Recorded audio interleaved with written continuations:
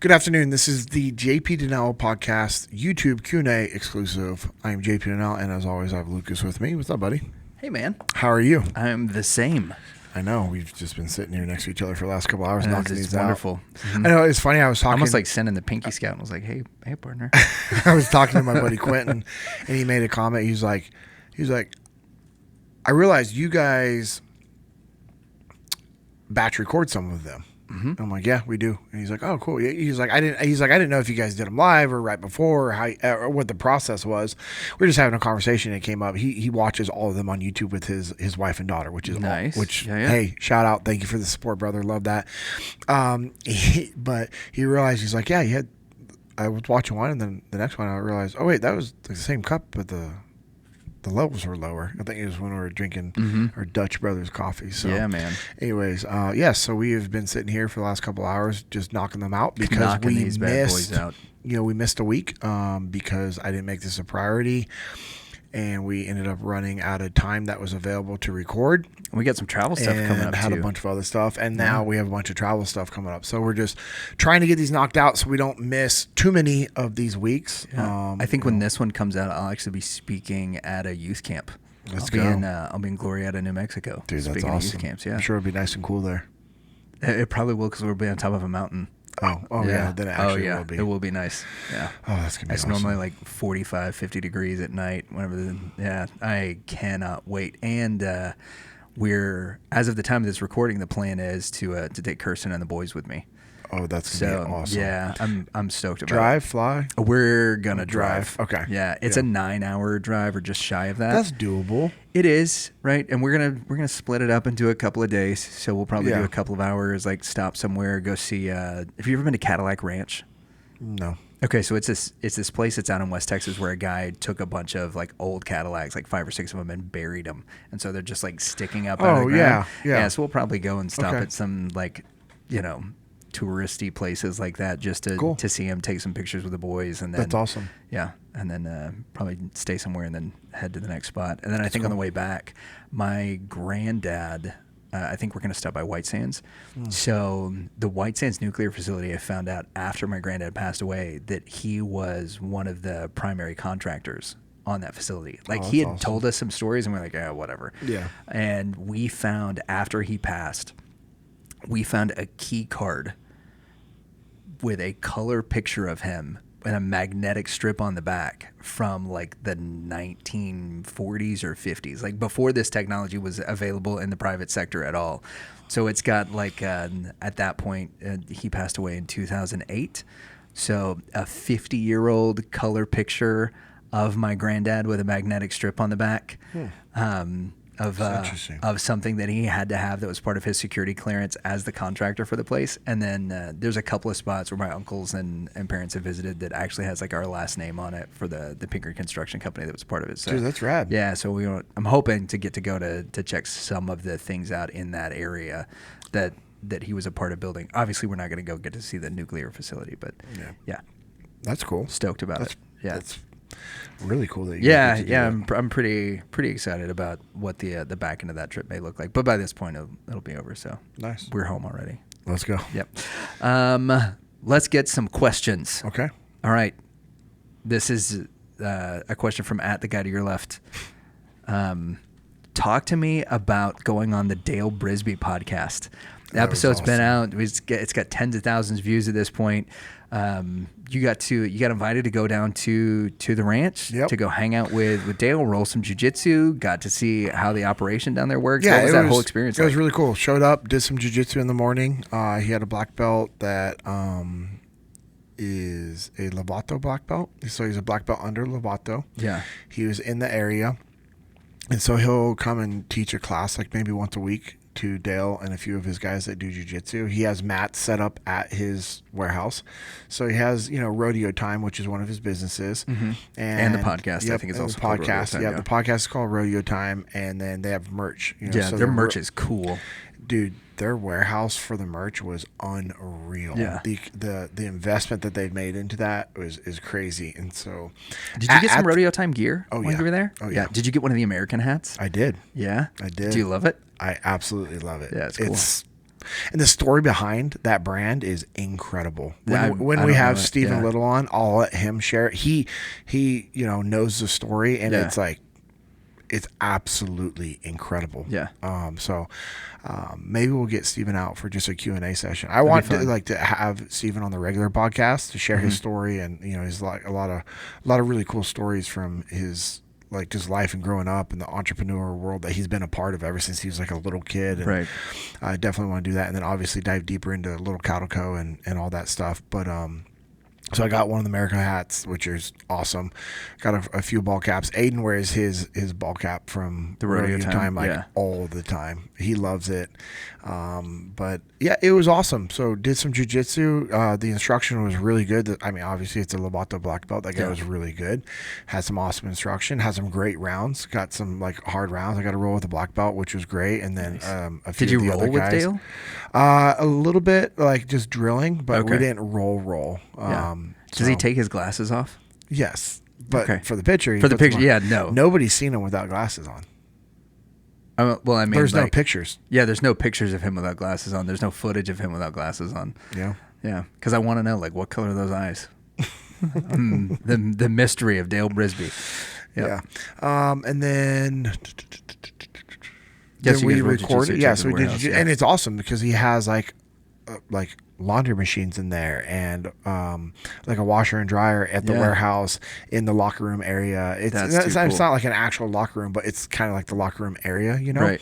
And then a full bathroom with a shower and all this stuff. So it was cool. After jiu-jitsu, and he has all of his training equipment for his working out and these bowl trainers, I guess you'd say, for literally in the gym. And so it was such a great setup, a sauna in there, a cold plunge. The guy is he's a comedian, but he's very serious when it comes to his health, his wellness, and just progression and growth as a human. He was a comedian, though, guy. he was a serious cowboy. Yes. Yeah, which he's not relinquished that part of him by any stretch of the imagination. But no. I think the people that only know him now as a comedian are you probably won't understand this reference at all. There's a guy named Wayman Tisdale. Okay. Wayman Tisdale is thought of as one of the best jazz bass players that's ever lived. Okay. Before that, he was thought of as one of the best basketball players that ever lived. I had no idea that Wayman Tisdale played basketball. I only knew him as a jazz musician. And so the first time I brought home, Wayman Tisdale album, I'm talking to my dad about it. He's like, "Who?" I was like, "Wayman Tisdale." He's like, "The basketball player?" I was like, "No, the bass player." We Googled it, same dude, right? And so really incredible careers in both. And when you look at somebody like Dale Brisby, that if you know him as the podcaster and the comedian, there is so much more to the depth of that guy's career as Dale Brisby, your mom's favorite bull rider. Yeah. That's so cool. So the podcast experience, how much cooler was it to be in the studio where you're being asked questions, you didn't have to come up with all the preparation and stuff. It was good.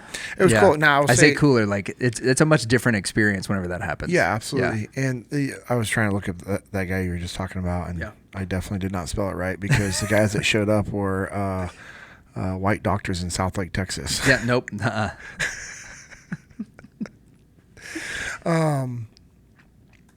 It was cool. Like I said, you got to train jiu-jitsu to see the whole setup there.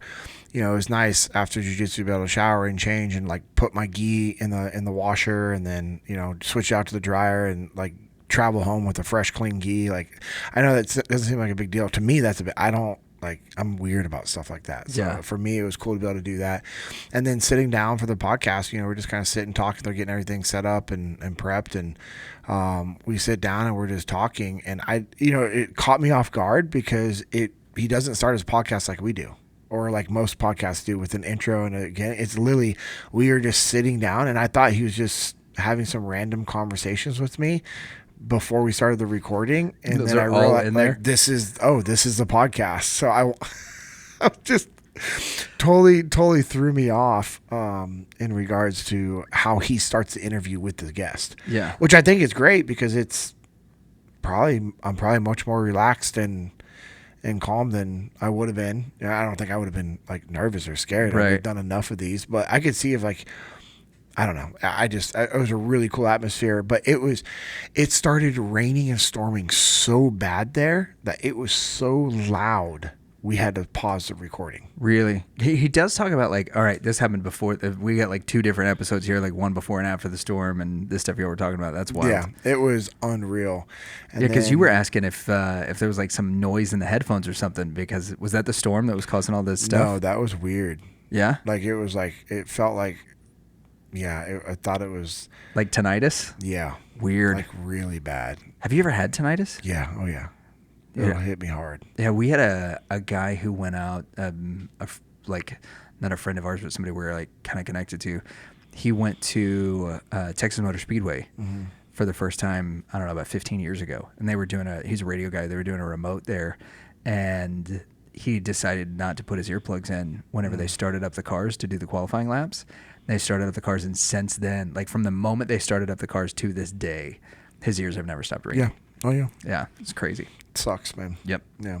But it was like, it's hard to describe. It was a very, that is definitely not who I pulled up when I did my Google search. You're not finding like a 6 foot plus basketball / bass player in there. And not at all. NCAA Collegiate Hall of Famer as a basketball player. You know what's funny is like when you said that name, like I felt like I kind of knew that from basketball because he probably would have been back in the time frame of when I watched basketball. Yeah. Yeah. From 85 to 97 was his basketball career.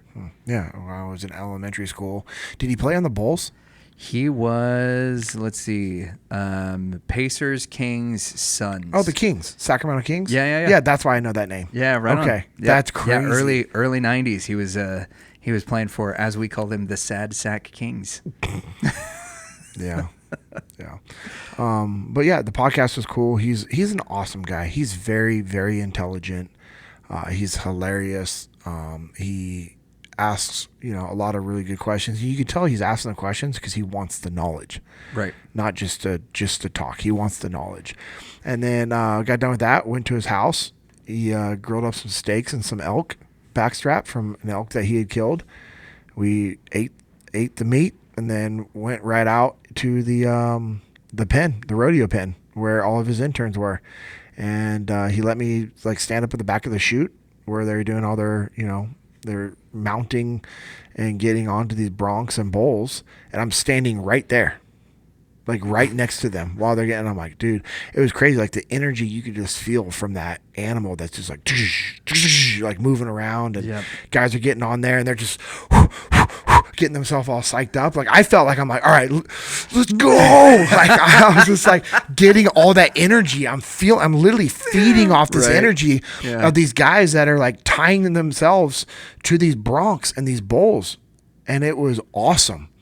And that just to hear them just encouraging each other and like helping each other and all right, getting this tighten this up. Hey, undo this real quick. Hey, hand me that real quick. Blah, blah, blah. And Dale's out there on his horse and he's like coaching them and like just being like, hey man, you got to do this. You got to commit to this. You got to blah, blah, blah, blah, like getting them all fired up. And I'm just like, at one point I was doing this. I was just like just wanting to like, just like going through. I want to go. Like, can I jump on a bull? Can I jump on one of these bucks? No? Okay. Like, who am I going to grapple? Who am I fighting? Like, I want to go, like, all this energy. I need some sort of conflict, combative conflict in my life right now. Yeah. But it was awesome. Okay. So these kids are studs, man. What are you going to have to do to be able to get on one of his animals? Ask him. Just ask him. I'm sure he would let me. Yeah. Like, he would, but here's the caveat. He takes it very serious. He's like, this is a very dangerous sport. Oh, yeah, people die training for this. Yes. Yeah. Yeah. He's like, this is a dangerous thing. But if I was to ask him, be like, hey, if I follow a training protocol, would you let me get on a bronc? Yeah. Or a bull? I wonder which one's actually more dangerous for a beginner.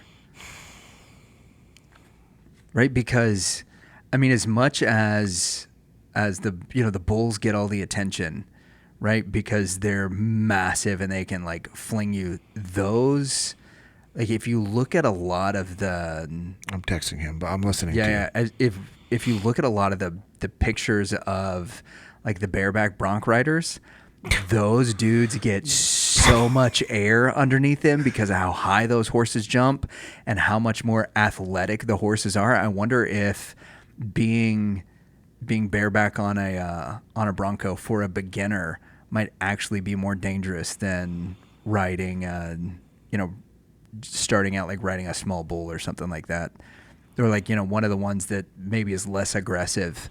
That they use for training, because there are varying degrees of how nasty those animals are, and some of those animals have and some of his have incredible reputations for just being vicious for the guys that rode them. So yeah, that would be a really interesting thing, because hopefully we'll get him on sometime in the near future to talk about some of that stuff.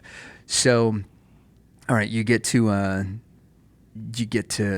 hang out while they're doing that. Do you have desire to ride one of them? Yes. Yeah. You did. See, did you ever do, like, as a kid, did you ever do like mutton busting or anything like that? No, I wish I would have. I actually was supposed to when I was a little kid. We used to go to rodeos growing up in like Sacramento area and up in the foothills where my grandparents lived. And we were supposed but the thing is, like, so many people want to do it. It's like we just never got there early enough to sign up, to get us kids signed up. But we used to jump on my grandparents' animals and see how long we could ride them. So yeah, I always wanted to do that as a kid. We did it with the goats and stuff whenever I was. Yeah, I think my dad. I don't know if there's a photo of him, but I think my dad's bareback rode a bull and a bronc also, I think, at a rodeo. That's awesome, man. Yeah, it's pretty rad. That does sound like the kind of stuff Pat would have been into. Yes. Yeah. Yeah, 100%. I mean, I think especially with that time of his life in his early 20s, late teens, early 20s, and then that's what my grandpa was all about. So yeah. Yeah, that'd be pretty cool. Yeah. So overall, right? So you had the podcast that was kind of like split between two things. Yeah. Just great experience. He's a good human, man. He's a good strong Christian, believer, and he's very supportive of our military and very patriotic. Yep. Very intelligent. I know I've said that multiple times. Yeah, but, he's a smart dude.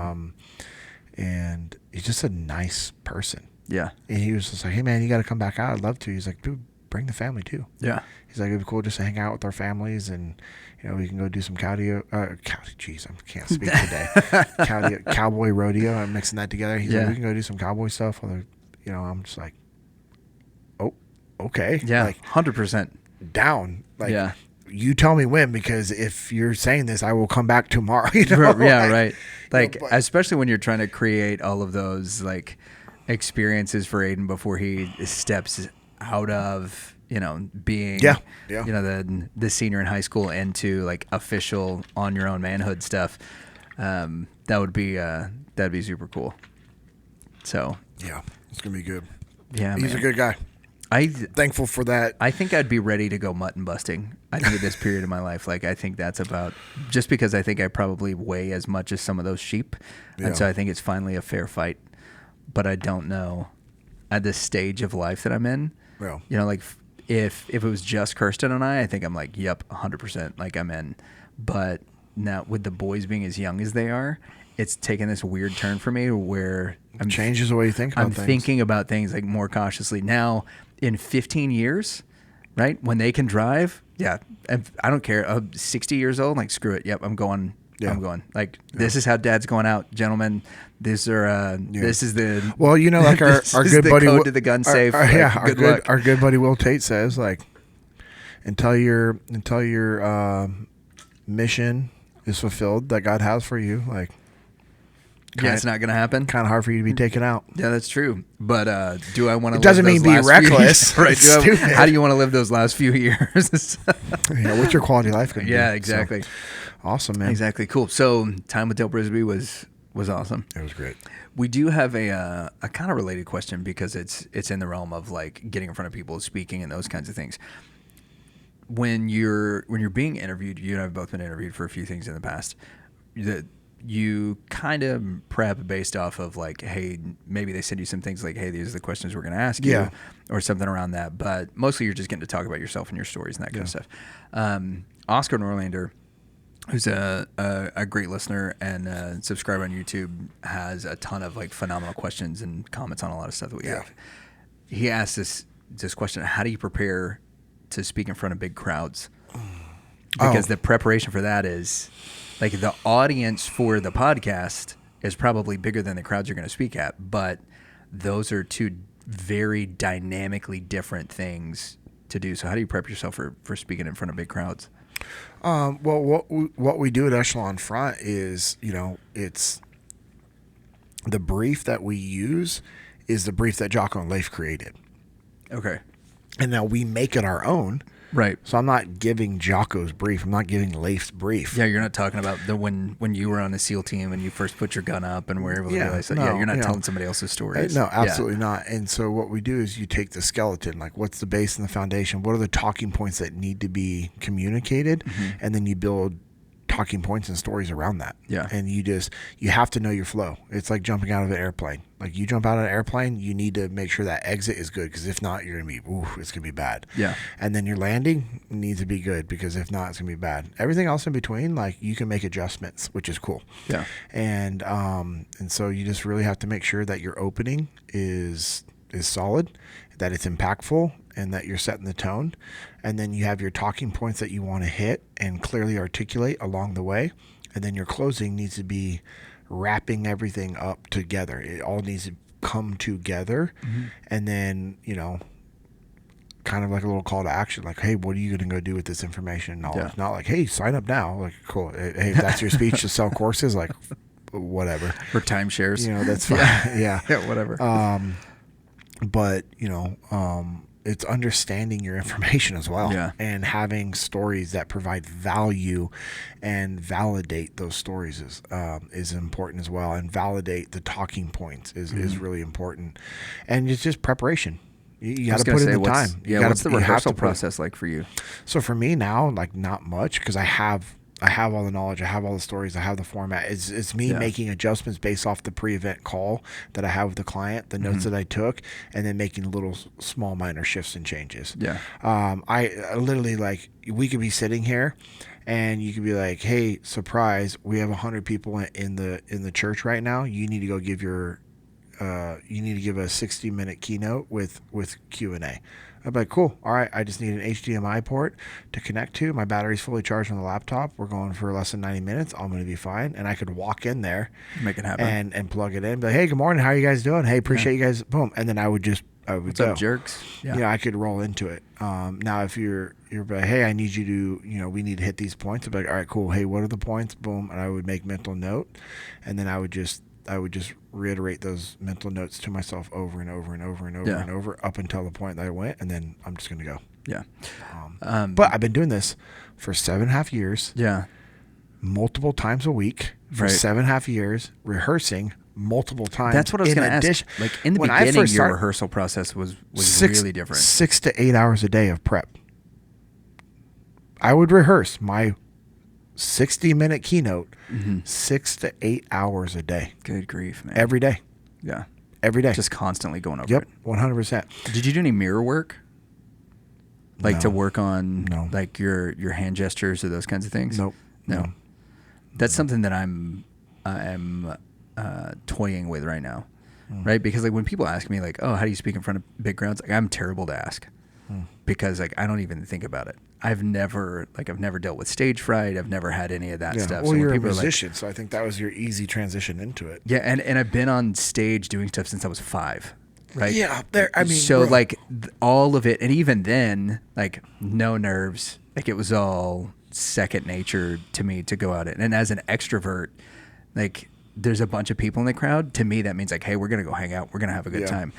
The other thing I would say also is this because this guy wants to start speaking and doing stuff like this? I'm assuming so. Like Oscar is kind of moving into a space where he's he's gaining a lot of influence and being able to do that. So the other things I would say to him is, hey, make sure you're being professional and providing value. Yeah.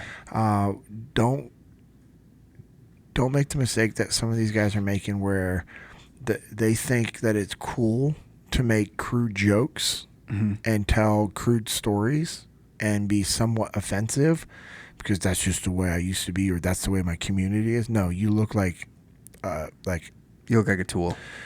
Thank you. Yep. For maintaining our rating. You're welcome. Yeah, you look you do. like a wet bag of dog poop, man. Yeah. Like there's this one guy, he was a former first responder.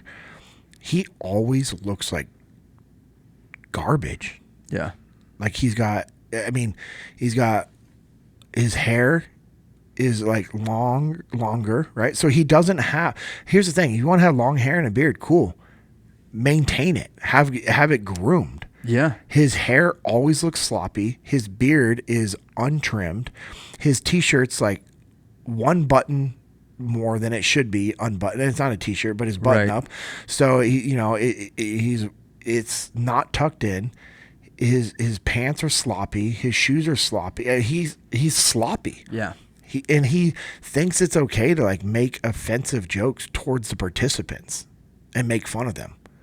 Like that's how he deals with it. And I'm like, bro, you missed the mark. Yeah, which sucks is he has valuable information that people needs to hear. Yeah. But he's turning people away from him.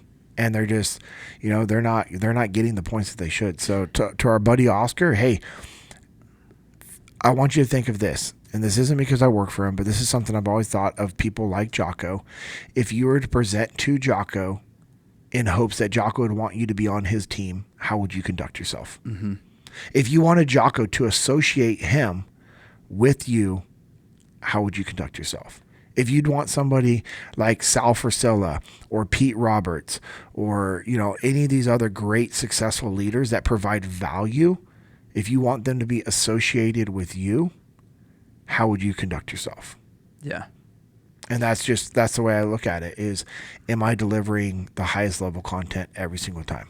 Yeah. And that's one of the things that Tony talked about on his episode was that, or maybe, I think he might've talked to us off air about it, is that there was a lady who was talking to him at one point and she was like, you cuss more than any person that I've ever come into. It's like a Russian gal. And he was like, bro, they're like filthy. He said that on the podcast. Yeah. Oh wait, no, maybe we hadn't started recording. Yeah, it was back from our restaurant break. Yeah. And he was like, at that point, I just had to I realized, what, if I'm gonna have an influence over people, and this was like, he's getting ready to run for Congress. He's got a bunch of stuff that he's wanting to do, and he's like, what, I gotta clean this up in order that I can. Dude, I love Andy Frisella. I love Andy Frisella. He has an incredible amount of information. Mm-hmm. I won't listen to any of his stuff with my kids. Yeah, which sucks because it sucks because that's information that I would love for my kids to have. Yeah. So it's like, all right, cool. I listen to it and then I regurgitate it to them. Yep.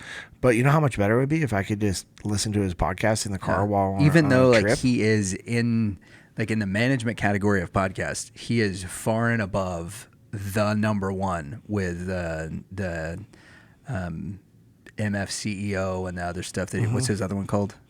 Real AF. Yeah.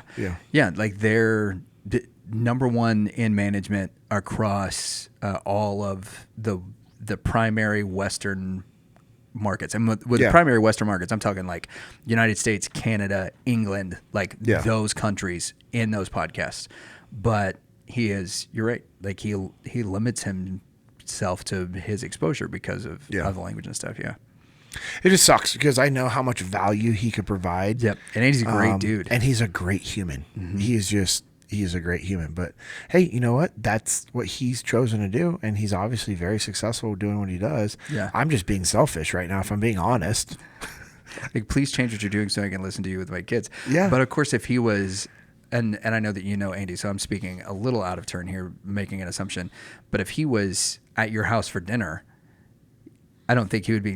No, he's not dropping that. Yeah, he's conducting himself properly in front of his girl. So being able to turn it on and off is something I think that we naturally do. And Andy has that skill set. Yeah. Just like, why am I drawing a blank? Oh my gosh, this is embarrassing. Leif Babin. I want to punch you, man. That's the first one of those I've gotten in a couple hours. Yeah. It's freaking. It's still your set. Oh, C.T. Fletcher. Yes, C.T. Fletcher. Yeah. Well, he was a former Marine. Yeah. And he was supposed to speak at the Marine Corps ball, and the Marines were like, no, because your language is too offensive for that environment. And he's like, you guys don't think I could turn that off? Yep. He goes, this is what I do for lifting and YouTube. Yeah. But yeah, he got denied to speak at the Marine Corps because of his ball. brand. Yeah. Yep. Which that's crazy. But that sucks. He limited himself. Ultimately, if you're looking at it like but then like me being neutral, I'm also looking at the leadership in the military. I'm like, bro, it's a Marine Corps ball. Yeah, but the ball means moms and wives and all of that. Oh, no, I agree. But do they really think he's going to be coming in there and just dropping, F-bombs at a ball? No. Or if you thought that was an issue, here's what you do. Hey, Mr. Futt, could you please limit the amount of F-bombs because we're gonna have wives here, bro? We had That's not difficult. I'm trying to think. We had a comedian friend of ours who was telling us that he went on a show that was like a clean comedy show, and he was not a clean comic. And they have written into their thing that if he were to use inappropriate language, right, that like for everything he does, that it's a percentage fine. Like, hey, if you do this, like, we'll let 1 or 2 curse words go by, no big deal, because they edit it for their YouTube channel and stuff. But if it's 3, he's docked 5%. If it's like between 5 and 8, and it went in. It was weird because it went in like groups of 3s. So like 1 or 2, fine. 3 to 5, nope. There's this one, like 6 to 8. There's the next dock, and they were like between 3 and 5% jumps every time. That they're like, yeah, if you just decide to go completely off the book, like you're not getting paid for this gig. And it was nuts, but it's one of the things, like it incentivizes that kind of deal. All right. He said Bronc, 100% no. See, I thought so. He goes Bronc, 100% no question. Yeah. Cool. So maybe I'll ride a bull. Yeah. Yeah. Right. At the age of 41, maybe we don't go with stepping foot into rodeo world would be with a bull. With a bull, not a bronc. It seems counterintuitive because of how big those animals are, but I think as far as like potential for injury, the way more athletic bronc seems like they jump so they high. do. Yeah, it seems like a bad plan for somebody our age to try. And the guys, oh really? You think? Okay, noted. Yeah, noted. Somebody our age to try? Yes, our age, not your age. Our age. We're in the same demo, brother. Whatever. And so, just because I waited so long to have kids doesn't mean I'm a pup. Oh, that's right. I forgot. Yeah. That's cool. High school graduation will be good for you in your walker. That's one of the reasons I'm like, Kirsten, I got to get back into the gym. Okay, but you're doing great with these babies, but I got to get back in there because I'm not going to be the fat old dad at graduation. I do not get the option as to whether or not I'm going to be the old dad, but I'm not going to be the fat old dad. Like it's not going to happen. You can't do it, man. No, I can't. I want to play with my kids. You won't. So. And you will. Yeah. Yeah. So it was crazy watching those broncs. No doubt. And here's what's crazy. Those are just trainer broncs, meaning that like they're not as aggressive as like the high level bigger, which is crazy if you think about that. They're like, we got a training broncs, we got a training bulls over here. You don't even want to get on those ones. And you're like, I believe you.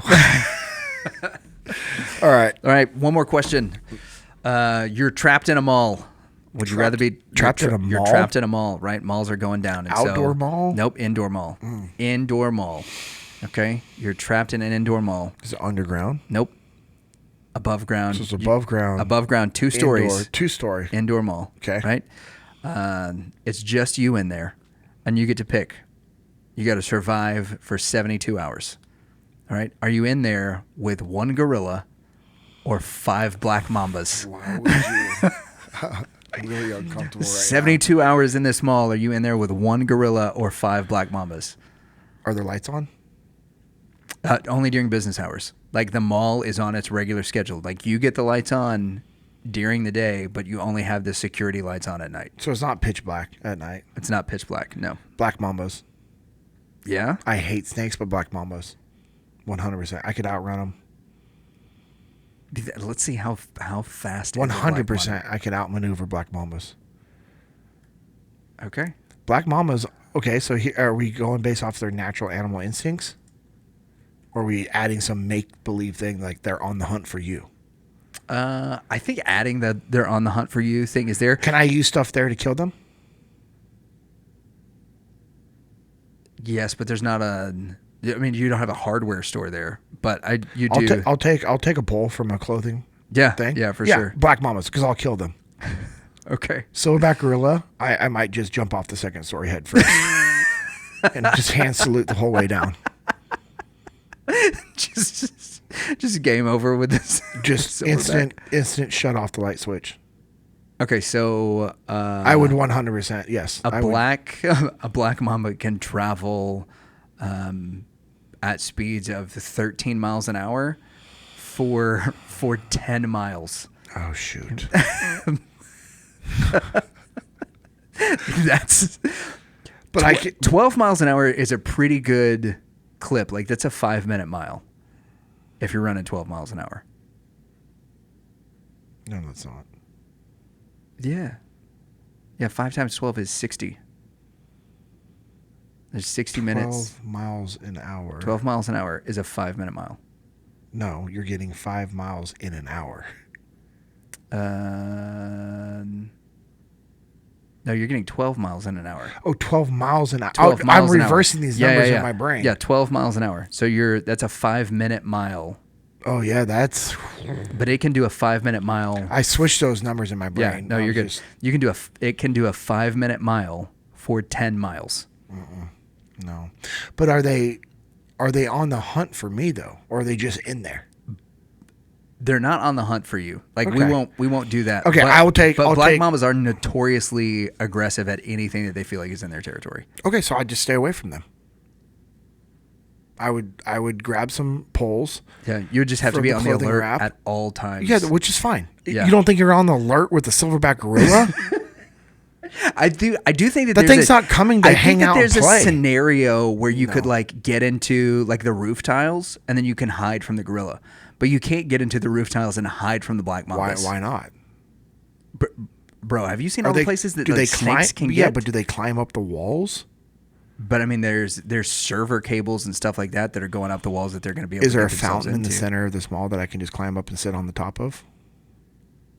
I don't know. No. Okay. No, Is it like because Shields where I can get up in the Shields, you've got way too much equipment for you to be able to use against it. No, you're in just a plain old like 1990s mall whenever they were popping up everywhere. It's the black mambas. Yeah. I'm just going to avoid them, and I'm going to systematically hunt them down and kill them. Okay. Silverback. I think that's your best. Yeah, that's your best. I don't even like being around gorillas at the zoo. At the zoo? No. Yeah. Yep. You ever seen one like bang on the glass whenever a kid Who comes sent you near? this question? It was with my daughters? No, this is a me question. Oh. Yeah. I thought my daughter sent it to you just to mess with me. No. They're still grounded when I get home. They had something to do with this. You feel like they, by proxy, they're being grounded. All right, cool. So that bothers me. That question still. I'm just like. So black mambas, huh? Yeah, I would hunt them and kill them. Okay. What do you do with? You don't do anything against a gorilla unless you have a weapon. You just hide for 72 hours. That's it. You don't think that thing can't find you? I mean, is it if we've determined that they're not looking for you, like if they're hunting you down, it's a different thing. If they're hunting you down, I'm taking the black mambas because black mambas don't run in packs, and I've got a better chance of one-on-one taking each one of those things down. Yes. Now, if there's a 2-on-1 situation, I'm probably pretty screwed because they're going to kill me. Yeah, right? maybe. The likelihood that I die from an encounter with two black mambas at the same time. Yeah. It'd be cool if the mall had like an animal shop and I had some ferrets in there I could release. Bro, 100%. Like get those minks after them, man. Yes, that'd be take cool. them out. But no, it doesn't have the animal shop. Yep. However, right? If the gorilla's not coming after you, like 72 hours in there with a gorilla, you get up on the second story and just kind of see where he's making his space. And I feel like you can avoid. What would you do if that thing all him. of a sudden ends up on the second floor right behind you? Bro, I'm in the ceiling. I am gone. How do you get up into the ceiling? You think if you can get in the ceiling, he can't? I do think he can. Yeah. But I'm getting out of line of sight. And I'm looking. No, I'm saying like I'm you're gonna looking become around so scanning familiar with my shoes. and all of a sudden you're looking around scanning and you turn around and he's just like coming up the escalator. Yep. I'm moving swiftly with my eyes down to the other side of the building. And if that's what I have to do for 72 hours, is just keep rotating between top floor and bottom floor and opposite ends of the building, or like finding a place where I can hop on something, get up and sneak up into a roof tile. Or that guy catches you. Only if he's actively looking for me. I think. But if he sees you, he's going to want to play with you. I think that's why I go roof way at the beginning. I get into the ceiling way at the beginning. Because I can't get on the roof, but I'm in the ceiling way at the beginning and just doing my best to stay shut up and maybe catch a peek every now and then and see where he's at and hope that he's not anywhere close to me to want to play with me. Because I do think that gorillas, because they kind of stay in the same area, right? He's going to find the food court. And when he finds the food court, I just need to stay away from wherever he's at. Either that or I'm just slinging everything from the food court out there so that he's smelling stuff and just goes over there. And that's your distraction. Eats and passes. Yeah, that's my distraction. But. So when you go in there, do you know where the animals are initially? No. Or is all of a sudden you're in there and they're like, oh, hey, by the way. Yep, no, you just get everything's locking and they're like, there's 5 black mambas in here somewhere. Yep, no, you just get the text. They're like, all right. What if they're already hidden? What if those black mambas are already hidden in the ceiling? Bro, that's why I'm not going ceiling if it's black mambas. I'm not. What if they're hidden in the clothes racks? Then I'm not going near the clothes racks. You don't know they're there. You don't know where they're at. I don't know where they're at, which is why I'm going to go to whatever space is most clear. Right? So I'm going to the center of the mall if it's the black mambas. Hopefully it's not one of those center of the malls that has all the the plants and the bushes in the middle. Bro, I'm knocking them jokers over. Yeah. Yep. There you go. Well, sorry for wasting your guys' time today. Hopefully you got something out of one of the other questions. Hey, appreciate you guys listening. I'm sure you guys actually just fast forwarded through the last 10 minutes. There's nobody listening now. Oh my gosh. The time we spent on that. Hey, as always, good question. I don't have anything other to say than thank you. We appreciate you guys listening, subscribing, commenting, sharing it with other people. Maybe don't share that last one. Or if you want to edit it somehow and take the first portion